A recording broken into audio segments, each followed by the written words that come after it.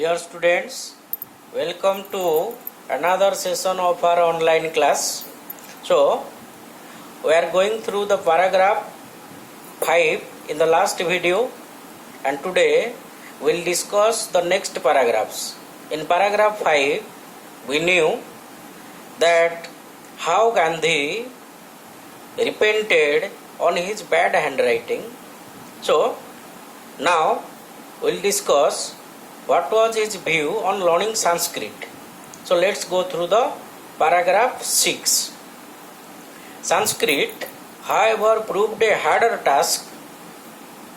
In geometry, there was nothing to memorize, whereas in Sanskrit, I thought everything had to be learnt by heart. Gandhi कहउचंती जे संस्कृत गोटे कठिन विषय तांको पई थिला जेतेबेले कि से ज्योमेट्री कथा कहउचंती ज्योमेट्री रे कौनसी कथा मन रखिबार नथिला किंतु संस्कृत रे प्रत्येक कथा को तांको घोषी करी मन रखिबा को पडुतला तांको क्रामिंग करिया को पडुतला everything had to be memorised in Sanskrit it should be learned by heart learning by heart means मन दे करिबा घोषी करी मन रखिबा the subject was also commenced from the 4th standard. As soon as I entered the 6th, I became disheartened.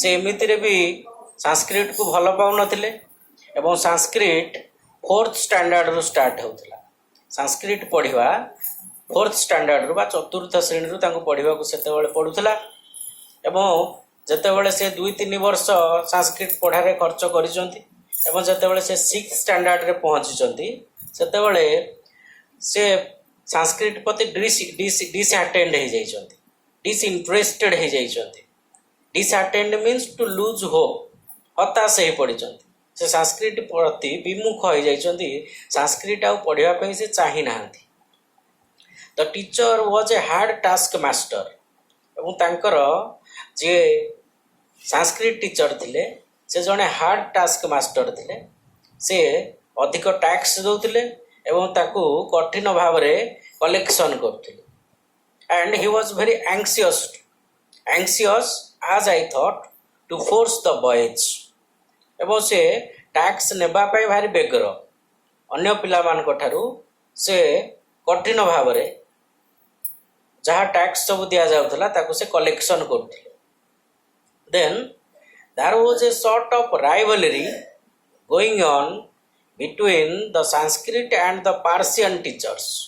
एवं से आउ गोटे कथा कहउचंदी जे जेतेबेले से हाई स्कूल रे थिले सेतेबेले संस्कृत टीचर एवं पारसी टीचर को भितरे गोटे कंपटीशन चलीथिला तांको भितरे गोटे शत्रुता भाव रहउतिला राइवलरी बोले शत्रुता भाव बा विमुख भाव परस्पर प्रति रोष रहउतिला तेणु संस्कृत टीचर एवं पारसी टीचर को मध्य भल पड़ू नथिला the Persian teacher was lenient means not strict से जड़े लाइट हार्टेड लोक थिले से सेते स्ट्रिक्ट नथिले संस्कृत टीचर पिला मान को ठारू कठिन भाव रे टैक्स आदाय करथिले पाठ दउथिले किंतु पारसी टीचर से भली नथिले संस्कृत टीचर कर अपोजिट थिले Parsi teacher Janak he was very lenient means not very strict the boys used to talk among themselves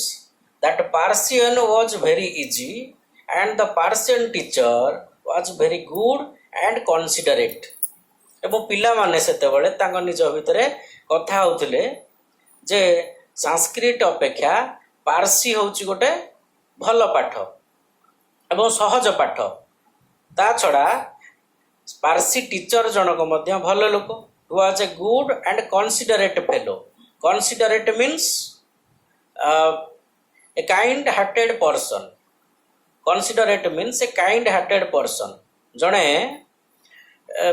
friendly teacher से थिले पिला मान को सहित मिसुथिले पिला मान को हार्ड टैक्स दउन थिले से जने हार्ड टैक्स नथिले तेणु पिला मान को भितरे मध्य से फेमस थिले एवं पिला मान को भितर कथा पडुथिला जे संस्कृत टीचर अपेक्षा पारसी टीचर जनक भारी भल लोक The easiness tempted me, and one day I sat in the Persian class. ତେଣୁ ସାଂସ୍କ୍ରିଟ ଅପେକ୍ଷା ପାର୍ସି ଯେହେତୁ ଭଲ ଥିଲା, ସହଜ ଥିଲା, ତେଣୁ ସେ ସାଂସ୍କ୍ରିଟ କ୍ଲାସ ଛାଡ଼ି ଦିନେ ଯାଇକରି ପାର୍ସି କ୍ଲାସରେ ବସିଲେ। ଦ ସାଂସ୍କ୍ରିଟ ଟିଚର ୱାଜ୍ ଗ୍ରିପ୍ଡ, ଏବଂ ଯେତେବେଳେ ତାଙ୍କର ଜଣେ ଷ୍ଟୁଡେଣ୍ଟ ସାଂସ୍କ୍ରିଟ ଛାଡ଼ିକିରି ପାର୍ସି କ୍ଲାସରେ ବସିଲା ଯାଇକିରି, ସେତେବେଳେ ସାଂସ୍କ୍ରିଟ ଟିଚରଙ୍କର ମନ ଦୁଃଖ ହେଲା। ଗ୍ରିପ୍ଟ ମାନେ ଦୁଃଖ, ତେଣୁ ସେ ଦୁଃଖ ପ୍ରକାଶ କଲେ। ଦେନ୍ he called me to his side and said, how can you forget that you are the son of a Vaishnava father? ତେଣୁ ସେ ଦିନେ ମୁଁ ଯେତେବେଳେ ପାର୍ସି କ୍ଲାସରେ ଯାଇକରି ବସିଲି, ସେ ଜାଣିଲେ, ତାଙ୍କ ନଲେଜକୁ ଯେତେବେଳେ ଆସିଲା ଯେ ମୁଁ ପାର୍ସି କ୍ଲାସରେ ବସୁଛି, ସାଂସ୍କ୍ରିଟ କ୍ଲାସକୁ ଆସୁନାହିଁ, ସେତେବେଳେ ସେ ମୋତେ ଡାକିକରି ବୁଝେଇଲେ। ସେ କହିଲେ ଯେ ତମେ କେମିତି ଭୁଲି ଯାଉଛ ଯେ ତମେ ଜଣେ ବୈଷ୍ଣବ ଫାଦରଙ୍କର ସନ୍, ତମ ବାପା ହେଉଛନ୍ତି ଜଣେ ବୈଷ୍ଣବ, ତେଣୁ ବୈଷ୍ଣବମାନଙ୍କ ପକ୍ଷରେ ସାଂସ୍କ୍ରିଟ ଜାଣିବା ନିହାତି ଦରକାର। won't you learn the language of your own religion? ତେଣୁ ସେ ସମୟରେ ବିଭିନ୍ନ ଧାର୍ମିକ ଗ୍ରନ୍ଥ, ଯେ ଯେଉଁଭଳିଆ ଆମେ ଏକ୍ଜାମ୍ପଲ ନେବା ଗୀତା, ସେସବୁକୁ ସାଂସ୍କ୍ରିଟରେ ଲେଖାଯାଇଥିଲା ଏବଂ ଧାର୍ମିକ ବିଷୟବସ୍ତୁ ସବୁ ପ୍ରାୟତଃ ସାଂସ୍କ୍ରିଟରେ ଲେଖାଯାଉଥିଲା। ତେଣୁ ସାଂସ୍କ୍ରିଟ ଟିଚର ଜଣକ ତାକୁ ବୁଝେଇଲେ ଯେ ଯେହେତୁ ତମେ ଜଣେ ବୈଷ୍ଣବ ଲୋକଙ୍କର ପୁଅ, ତେଣୁ ତମେ ସାଂସ୍କ୍ରିଟ ପଢ଼ିବା ଦରକାର। ଦେନ୍ if you have any difficulty, why not come to me? ସେ ତାଙ୍କୁ ପ୍ରଶ୍ନ କଲେ ଯେ ଯଦି ତମର କିଛି ସମସ୍ୟା ରହିଲା ବା ତମେ କିଛି ପାଠ ବୁଝିପାରିଲ ନାହିଁ, ତାହେଲେ ମୋ ପାଖକୁ କାହିଁକି ନ ଆସିଲ, ମୋତେ କାହିଁକି ସେ ପାଠ ବିଷୟରେ ନ ପଚାରିଲ? I want to teach you students Sanskrit to the best of my ability. ସେ ଏକଥା ମଧ୍ୟ କହିଲେ ଯେ ତାଙ୍କର ବେଷ୍ଟ, ତାଙ୍କ ଦ୍ୱାରା ଯଥା ସମ୍ଭବ ଯେମିତି ସେ ପାରିବେ, as well as he can, he want to deliver. ତାଙ୍କ ଦ୍ୱାରା ଯଥା ସମ୍ଭବ ସେ ଚେଷ୍ଟା କରିବେ ଏବଂ ତାଙ୍କୁ ସାଂସ୍କ୍ରିଟ ଶିଖାଇବା ପାଇଁ ସେ ତାଙ୍କର ସବୁ ପ୍ରକାରର ଟ୍ରିକ୍, ସବୁ ପ୍ରକାରର ଯାହା ଜ୍ଞାନ ତାଙ୍କ ପାଖରେ ଅଛି ସେ ଚେଷ୍ଟା କରିବେ ଏବଂ ତାଙ୍କୁ ସାଂସ୍କ୍ରିଟ ଶିଖେଇବେ।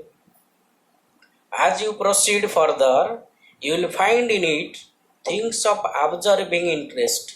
ଏବଂ ସେ ତାଙ୍କୁ ଆକୃଷ୍ଟ କରିବା ପାଇଁ ତାଙ୍କୁ କହିଲେ ଯେ ତମେ ଯେତେବେଳେ ଏ ପାଠ ସବୁ ଜାଣିଯିବ, ସାଂସ୍କ୍ରିଟ ବିଷୟରେ ତମେ ଟିକେ କ୍ଲିଅର ହେଇଯିବ, ସେତେବେଳେ ତମର ମଧ୍ୟ ପ୍ରବଳ ଆଗ୍ରହ ସୃଷ୍ଟି ହେବ। ଆବଜର୍ବିଂ ଇଣ୍ଟରେଷ୍ଟ ମିନ୍ସ କିନ୍ ଇଣ୍ଟରେଷ୍ଟ, ପ୍ରବଳ ଆଗ୍ରହ। ତେଣୁ ତମେ ଯେତେବେଳେ ସାଂସ୍କ୍ରିଟ ଉପରେ ଫଣ୍ଡାମେଣ୍ଟାଲି ଯେତେବେଳେ କ୍ଲିଅର ହେଇଯିବ, ସେତେବେଳେ ତମେ ମଧ୍ୟ ନିଜେ ଆକୃଷ୍ଟ ହୋଇ ଆସିବ ସାଂସ୍କ୍ରିଟ ପ୍ରତି। এই କଥା ତାଙ୍କର ସାଂସ୍କ୍ରିଟ ଟିଚର ତାଙ୍କୁ ବୁଝେଇଥିଲେ। ୟୁ ଶୁଡଣ୍ଟ ଲୁଜ୍ ହାର୍ଟ, ତମେ ମନ ଭାଙ୍ଗି ଦିଅ ନାହିଁ, ତମେ ସାଂସ୍କ୍ରିଟରେ ମନ ଦିଅ। ତମେ ଯେହେତୁ ମନ ଦେଉନାହଁ, ସେଥିପାଇଁ ତମକୁ ବିଷୟଟି ଭଲ ଲାଗୁନାହିଁ। ତେଣୁ ତମେ ସାଂସ୍କ୍ରିଟରେ ମନ ଯୋଗ କର ଏବଂ ସାଂସ୍କ୍ରିଟ ପ୍ରତି ଆକୃଷ୍ଟ ହୁଅ, ତାପରେ ତମକୁ ପାଠ ସବୁ ସହଜ ଲାଗିବ। ଏ କଥା ସାଂସ୍କ୍ରିଟ ଟିଚର ତାଙ୍କୁ କହିଲେ।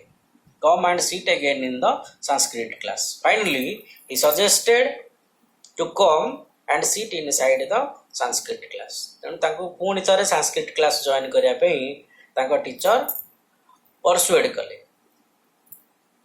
This kindness put me to shame.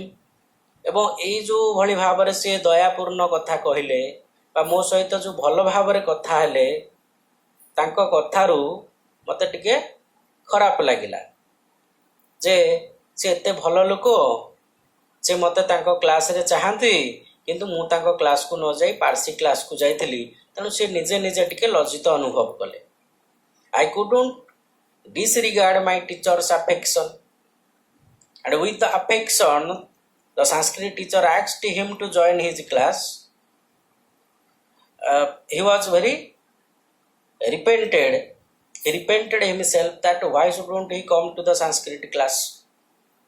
ତେଣୁ ସେ ତାଙ୍କର ସ୍ନେହକୁ ମଧ୍ୟ ଡିସରିଗାର୍ଡ କରିପାରିବେ ନାହିଁ, ତାଙ୍କୁ ଭାଙ୍ଗି ପାରିବେ ନାହିଁ, ତାଙ୍କୁ ଅମାନ୍ୟ କରିପାରିବେ ନାହିଁ। ଡିସରିଗାର୍ଡ ମାନେ ଅମାନ୍ୟ କରିବା। ଆଇ କୁଡଣ୍ଟ ଡିସରିଗାର୍ଡ ମାଇ ଟିଚର୍ସ ଆଫେକ୍ସନ୍, ମୋ ଶିକ୍ଷକଙ୍କର ସ୍ନେହକୁ ମୁଁ ଏଡ଼େଇ ଦେଇ ଯାଇପାରିବି ନାହିଁ, ଅମାନ୍ୟ କରିପାରିବି ନାହିଁ। ଆଫେକ୍ସନ୍ କହିଲେ ସ୍ନେହ, ଆଦର। Today I cannot but thank with gratitude of Krishna Shankar Pandya. ତାଙ୍କର ସଂସ୍କୃତ ଟିଚରଙ୍କର ନାମ ହେଉଛି କୃଷ୍ଣ ଶଙ୍କର ପାଣ୍ଡ୍ୟା। ତେଣୁ ପାଣ୍ଡ୍ୟା ମହୋଦୟ ଯେଉଁଭଳି ଭାବରେ ତାଙ୍କୁ ବୁଝେଇଲେ ସେ ତାଙ୍କ ପ୍ରତି କୃତଜ୍ଞ ବୋଲି କହୁଛନ୍ତି। Gratitude means the feeling of being grateful. He was greatly grateful to mister Pandya. So he joined again the Sanskrit class. Then, for if I hadn't acquired the little Sanskrit that I learnt then, I should have found it difficult to take any interest in the sacred books. Sacred means holy. Sacred କହିଲେ ପବିତ୍ର। ତେଣୁ ସେ କହୁଛନ୍ତି ଯେ ଯଦି ମୁଁ ସେତେବେଳେ ସେ ଯେତିକି ସାଂସ୍କ୍ରିଟ ଅଳ୍ପ କିଛି ସାଂସ୍କ୍ରିଟ ଶିଖିଛି ସେତିକି ସାଂସ୍କ୍ରିଟ ଯଦି ମୁଁ ଆକ୍ୱାର କରିନଥାନ୍ତି, ସାଂସ୍କ୍ରିଟ ଉପରେ ସେତିକି ଜ୍ଞାନ ଯଦି ମୋ ପାଖରେ ନଥାନ୍ତା, ତେବେ ମୁଁ ବିଭିନ୍ନ ଧର୍ମଗ୍ରନ୍ଥ ସବୁ ହୋଲି ବୁକ୍ ସବୁ ପଢ଼ିପାରି ନଥାନ୍ତି।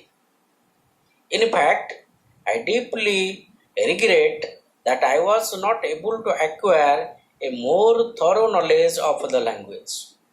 ସେ ଏକଥା ମଧ୍ୟ କହୁଛନ୍ତି ଯେ ଆଜି ଯେତେବେଳେ ମୁଁ ଅନୁଭବ କରୁଛି, ମୁଁ ସେଥିପାଇଁ ଅନୁଶୋଚନା କରୁଛି, ମୁଁ ରିପେଣ୍ଟ କରୁଛି।